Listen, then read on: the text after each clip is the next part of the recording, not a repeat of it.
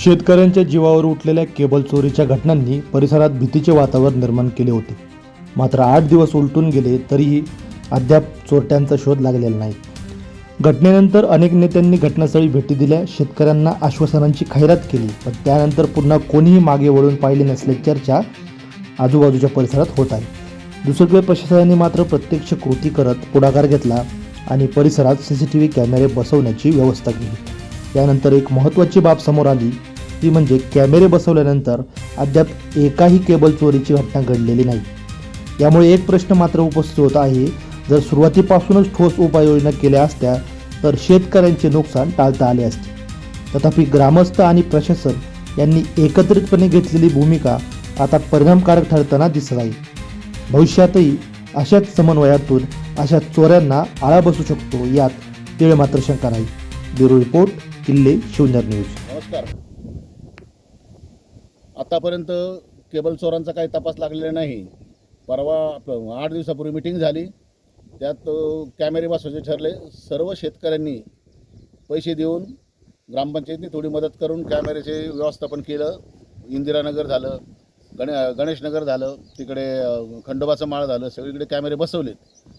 पण त्यावेळी गावपुढारी येऊन इथे भरपूर ओरडत होते का मंत्रालयात जाऊ, असं करू तसं करू, पण तसं काहीच प्रकार झालेला नाही. 8 दिवसात काही चोरी झालेली नाही, परंतु त्या चोरीचा तपास पण लागलेला नाही. आता आमच्या सारख्यांच्या केबली जवळजवळ 10,000, 8,000, 9,000, 9,000च्या केबली गेल्यात, पण आम्हाला त्याचा तुकडाही भेटलेला नाही अजूनपर्यंत. त्या दिवशी पोलीस स्टेशननी पण आणि गावपुढाऱ्यांनी पण सांगितलं होतं की याचा छडा लावतील आणि तुम्हाला तुमच्या केबल परत मिळतील.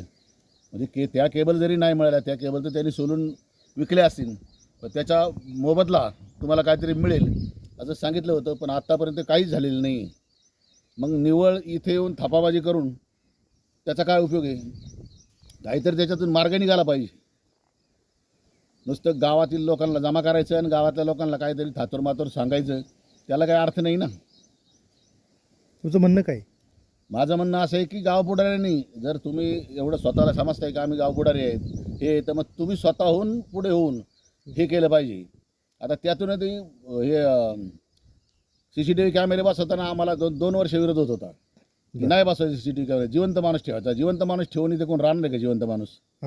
आम्ही त्यावेळी तात्काळ त्यांना बोललो की जिवंत माणूस कोण ठेवणार असेल त्यांनी यायचं, जिवंत माणूस ठेवायचा, त्याचा पगार आम्ही देऊ. जे काढलेले जे हे निधी त्याच्यामधून आम्ही त्या माणसाचा पगार देऊ. पण कुठे काय झाले, शेवटी CCTV कॅमेरे 90% लोकांचं म्हणणं आहे की CCTV कॅमेरे बसवा. आणि म्हणून त्या दिवशी पोलीस स्टेशननी पण जरा सहकार्य केलं की CCTV कॅमेरे बसवलीच पाहिजे, तरच आम्हाला धागादोरा मिळेल. आणि मग लोक तयार झाले CCTV कॅमेरे बसवायला. तर असे की गावपुढाऱ्यांनी पण समजलं पाहिजे की आपण काय केलं पाहिजे, लोकांना कसं समजावून सांगितलं पाहिजे, लोकांना किती मदत केली पाहिजे. नुसते मागे राहून किंवा हे करून असं मदत होत नाही ना, बरोबर की नाही? पोलीस स्टेशनचे प्रभारी अधिकारी प्रवीणजी सपांगे साहेब यांच्या मध्यस्थीने आणि यांच्या सांगण्यावरून CCTV कॅमेरे बसवायला बळ मिळालं आणि त्यांच्यामुळं CCTV कॅमेरे बसवले. त्याच्यामुळं पोलीस स्टेशनच्या सर्व स्टाफचं मी अभिनंदन करतो.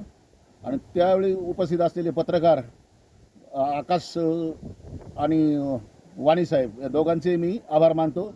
आणि ही मीटिंग ठेवली त्या दिवशीची पोलीस पाटील साहेब, बांगर साहेब, त्यांचं पण मी आभार मानतो.